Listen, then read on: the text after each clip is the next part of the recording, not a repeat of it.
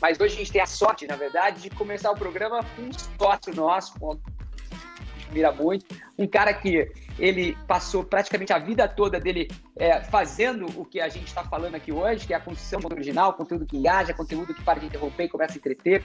Começou a carreira lá atrás fazendo isso, está fazendo isso há muito tempo, já trabalhou no Twitter, já trabalhou na Netflix, já liderou as operações da Zon aqui no Brasil e hoje está aqui como nosso head de conteúdo original no Adventures, que tem o conteúdo original como um dos pilares principais da construção de marcas. Então, a gente acredita muito nisso, a gente está walking the talk aqui literalmente. Então, com isso, eu queria convidar o senhor Sérgio Flores, o mestre dos magos do conteúdo no Brasil, que agora está aqui sentado ao nosso lado e que vai fazer parte dessa arena de hoje.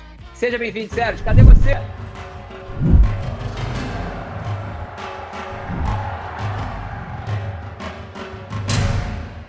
Fala, pessoal. Foto. Responsabilidade. Essa família, cara, você... Não, essa família tem um gene da beleza, é um negócio impressionante. Eu sou muito amigo do teu irmão, do Arnon, da NBA. Cara, vocês são muito fotogênicos, cara. Eu preciso contratar esse fotógrafo aí, Rafa. Os caras saem muito bem na foto. Somos dois. Se o cabelo sair parecido, então eu pago o dobro. Não, cara, baita responsabilidade depois dessa introdução estar aqui com vocês. Mas vou te falar, cara, nada mais prazeroso que fazer conteúdo falando de conteúdo. Então, vamos nessa. Bom, incrível, seja bem-vindo.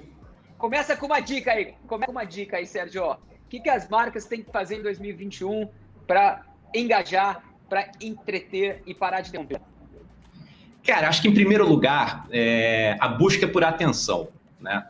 A missão de todo mundo é a mesma. Marca, plataforma, todo mundo quer atenção, quer o que a gente chama, né, dos eyeballs. Então, para fazer isso, você precisa ter conteúdo bom, uma história boa para contar, uma narrativa boa para contar. Esse é o principal fator, talvez, determinante na busca por atenção.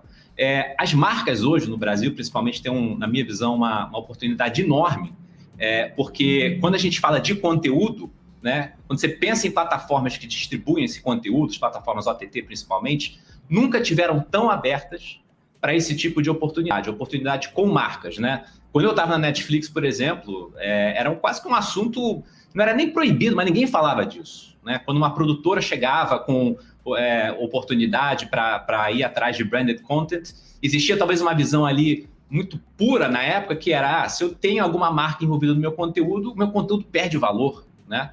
Hoje em dia essas coisas caminham em paralelo, em conjunto. Então, a minha provocação para as marcas é que elas finalmente entendam isso e passem a testar, a se provocar em como elas podem unir esses dois mundos, né? Aqui no Brasil, nas conversas que a gente tem, eu percebo ainda algumas marcas muito reticentes, né? Todas enxergam que isso é o futuro, na verdade é o presente, mas eu vejo ainda poucas testando, colocando os pezinhos na água, testando esse território. Então, quem não pilotar isso, acho que vai ficar para trás. E a regra número 1 é ter criatividade, né? Conteúdo bom, conteúdo criativo, conteúdo diferente, faz todo mundo pensar, refletir por horas, né? E tem acho que cada vez mais uma demanda, né? O desafio está aqui, é quase que um disconnect. Você tem cada vez mais uma demanda por conteúdo bom, mas ao mesmo tempo é cada vez mais difícil você stand out, né? E eu vou fazer um teste aqui com vocês rápido, né? Se eu perguntar para vocês, me citem as 5 principais séries que vocês viram no último ano, eu tenho certeza que vocês vão gastar um tempinho pensando, porque é muito conteúdo, né? O que realmente faz, qual história, qual narrativa faz que você reflita e pense muito a respeito ao longo de dias e semanas até. Então, para mim, essa é a oportunidade, né? As marcas se provocarem, se testarem, irem atrás de bom conteúdo, porque, no fundo, o que importa é a atenção. Agora, só um comentário aqui. O meu track é meio linear, porque se você me pergunta, foi Axé, Anitta, o LA Originals. Então, assim, eu sou meio one-dimensional. E você, Rica? Eu achei que o Sérgio ia mandar um hyperflop aqui na gente agora. Eu gelei na cadeira. Mandar um hyperflop aqui. Eu deixei no ar, vocês morderam aí. Sérgio, mas vamos lá. A gente está começando o programa aqui e tem uma série de executivos e executivos que vão sentar aqui no meio da arena para a gente debater esses tópicos. Mas você levantou uma provocação interessante, que tem um disconnect.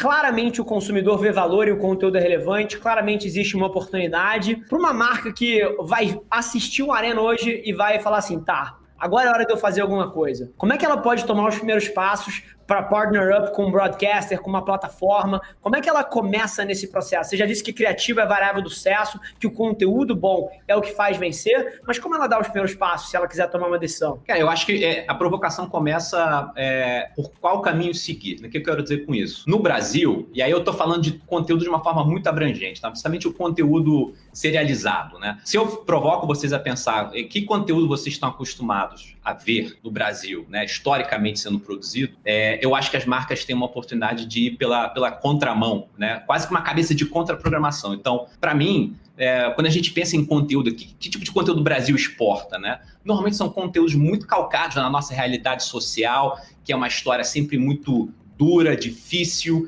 A gente tem temas que são, vez ou outra, estão sempre permeando essas histórias, como drogas, prostituição, coisas muito dark, muito no ar. Ao mesmo tempo, a gente está num país que tem 7 mil quilômetros de costa, passa o ano inteiro debaixo de um sol escaldante e a gente não vê esses conteúdos solares, aspiracionais sendo refletidos na tela, né? Então eu acho que tem uma oportunidade enorme, enorme, enorme de você passar a fazer entretenimento, mas talvez com histórias até mais positivas, né? Por que a gente não fala tanto dos nossos heróis quando eles estão em alta, né? Muitas vezes a gente espera nego morrer para poder contar a história, né? Então eu acho que até pelo momento que a gente está hoje, de vida, né?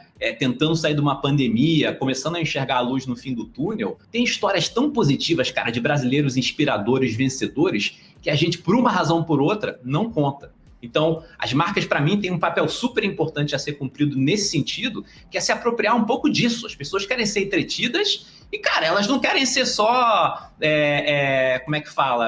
abarrotadas de conteúdos, cara, que são pesados, tristes e tal. Tudo tem o seu papel, o seu momento, né? Mas eu acho que no Brasil, eu vejo um espaço muito enorme a ser preenchido de coisas, cara, que falem dos nossos atributos, que muitas vezes a gente mesmo nem celebra. Então, para mim, assim, se eu fosse uma marca, eu estaria pensando, gastando meu tempo, refletindo a respeito disso, sem dúvida alguma. Agora, Sérgio, como é que uma marca consegue mensurar e justificar esse retorno no investimento? Porque eu sentei daquele lado já por muitos anos e a grande diferença entre o conteúdo que interrompe e o conteúdo que entretém, o conteúdo que interrompe, você tem uma série de métricas na teoria, né, de alcance e frequência que justificam o investimento. Não quer dizer que está funcionando, não quer dizer que está crescendo a marca, não quer dizer que está vendendo mais.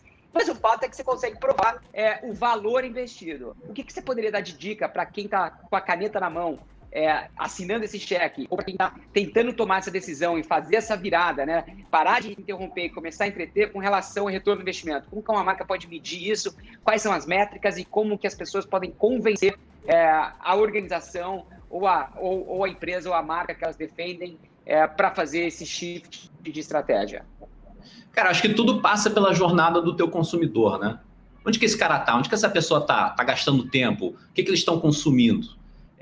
Antigamente, de fato, assim, né? A gente, né? Quando você fala da TV como um todo, existem métricas estabelecidas há décadas, né? Que são, talvez não tão exatas, né? Que fazem um deparo ali mais ou menos calculado para você estimar as pessoas que foram impactadas, né? Hoje em dia, é um mundo muito mais pulverizado. Então, eu acho que o início, para mim, é onde está o teu consumidor. Quem você quer atingir e como, né? Talvez, se você quiser pegar um cara que é altamente digitalizado, engajado em todas as plataformas, talvez você precisa pensar numa série que está em uma dessas plataformas, né? E gerar uma conversa até orgânica. Então, acompanhar como essas marcas estão sendo debatidas e discutidas no mundo digital. E hoje, né, a gente até como uma Brand Tech consegue ajudar muito nesse sentido. E contar, cara, histórias boas, histórias relevantes, histórias pertinentes.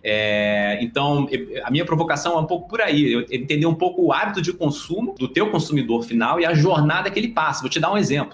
No mundo do esporte, hoje, o torcedor de qualquer grande clube, o cara não está só mais interessado em consumir aquelas 2 horas da janela do ao vivo, né? Se eu sou um clube, como é que é o impacto da vida desse cara desde o momento que ele acorda até o momento que ele vai dormir, do pós-resenha, do jogo? Então, tem toda uma jornada para ser endereçada que a gente, né, historicamente, sempre foi educado de alguma forma para prestar atenção em momentos-chave. E hoje em dia, esse mundo é muito mais complicado no sentido de muito mais diverso, né?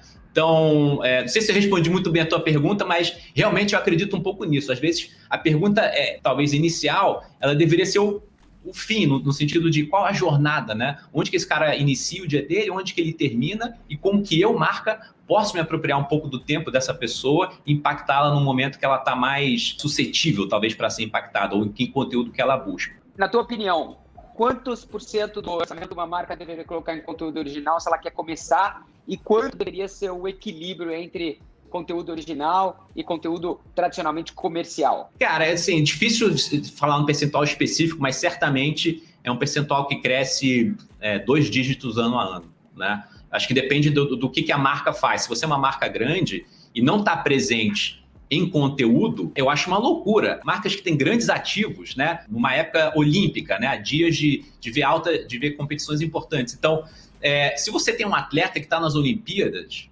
né? E você não está contando a história desse atleta, seja ele um atleta que tem a chance de medalha ou não, para mim é um dinheiro mal gasto. Você tem um ativo e você não se utiliza desse ativo. Olha só que doideira, né? E eu sou relativamente novo no mundo de marcas, meu mundo sempre esteve muito mais próximo a plataformas, mas para mim é claramente um gap que precisa ser preenchido. Você se utilizar dos teus ativos e entender, no fundo, onde que o teu consumidor está, o que ele espera de você. Para mim, assim, respondendo a tua pergunta, Rica, é difícil falar de um percentual, mas, cara, para mim é um percentual que cresce 2 dígitos ano a ano, se não mais, nos próximos 4, 5 anos, sem dúvida alguma, sem dúvida alguma. Incrível. Sérgio, acho que você botou o pano de fundo em cima do qual essa arena vai rodar hoje. Obrigado pelos ensinamentos, pelas lições. Eu acho que as provocações que a gente vai ter ao longo da próxima hora juntos aqui com os nossos convidados e convidadas vão derreter a cabeça de muita gente, vão provocar uma série de ações que, sem sombra de dúvida, fazem parte do futuro da construção das marcas. Então, seja bem-vindo à Arena e obrigado por ter aberto aqui com a gente. Prazerzaço participar, valeu pelo convite. A conversa não acaba aqui, então a gente vai se falando enfim, por mensagens, de qualquer outra plataforma, estou aqui para contribuir. Pô. Valeu, abraço, pessoal. irmão. Valeu, Sérgio. Muito bom.